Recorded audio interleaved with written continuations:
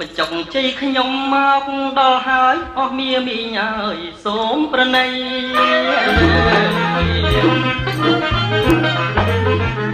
នំបញ្ចុកជ័យខ្ញុំមកដល់ហើយអស់មាមីញ៉ើយសូមប្រណីអញ្ជើញពិសាទន់ថ្មី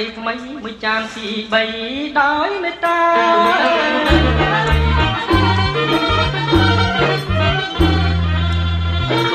ស្រស់មានមិនខ្វះជូនញាតិក្មេងចាំង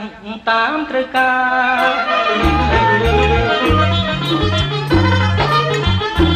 លងស្រស់មានមិនខ្វះជូនញាតិក្មេងចាំងតាមត្រូវការកញ្ឆែតបងត្រួយកំពីងពួយផ្កាសុំញាតិពិសាកុំបងអង្គ